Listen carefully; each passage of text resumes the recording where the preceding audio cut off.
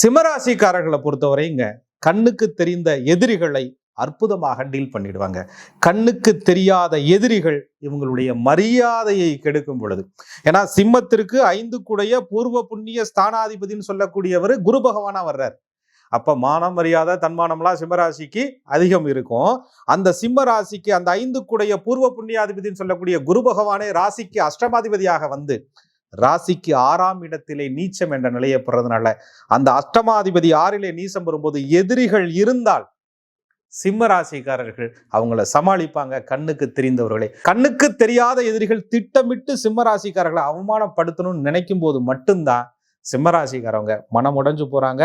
ஆனா இவங்களுக்கு ராசியாதிபதி சூரிய பகவானுடைய பலத்தை பொறுத்து அந்த எதிரிகளை வெல்லக்கூடிய ஆற்றல் சிம்மராசிக்காரர்களுக்கு உருவாகும்.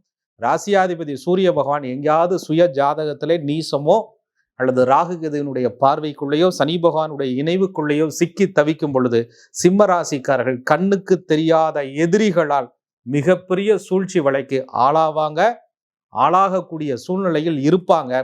சுய ஜாதகத்துல சில சமயங்கள்ல ராகு பகவானுடைய தசாபுத்தி காலங்கள்ல அவங்களுடைய தசை நடக்கணுங்கிற அவசியம் உள்ள அவருடைய புத்தி நடக்கக்கூடிய காலங்கள்ல கேது பகவானுடைய புத்தி நடக்கக்கூடிய காலங்கள்ல கண்ணுக்கு தெரியாத எதிரிகள் சிம்மராசிக்காரர்களை படாத பாடுபடுத்துவாங்க. அதுல இருந்து சிம்மம் மீண்டு வர்றதுங்கிறது ஒரு பெரிய கதைன்னு சொல்லலாம். சில பேர் சொல்லி கேள்விப்பட்டிருப்பீங்க, நம்மளும் தானையா காசு வச்சிருக்கிறோம், நம்மளும் தானையா எல்லாத்தையும் சம்பாரிச்சு வச்சிருக்கிறோம், நம்மளும் தானையா ஆலம்போட இருக்கிறோம், நம்மளும் தானையா எல்லாத்துக்கும் தகுதியாக இருக்கிறான். ஆனா அவனை கண்டு மட்டும் ஏன் பயப்படுறாங்க?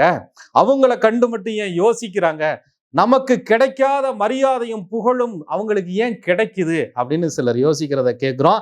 காரணம் என்னன்னு சொன்னா, இங்க பணத்தை வச்சு மட்டுமே ஒருத்தருக்கு மரியாதை கிடைக்கல, அதற்கு பின்னாடி ஏதோ ஒண்ணு இருக்கு. அதுதான் சிம்மம். அந்த சிம்மத்துல சூரியன் ஆட்சி, ராசியாதிபதினு சொல்லக்கூடிய சூரியன் மேசத்துல உச்சம். அந்த பவர் தான் எல்லாருக்கும் கிடைக்காத புகழும் எல்லாருக்கும் கிடைக்காத மரியாதையும் சிம்மத்துக்கு கிடைக்குது.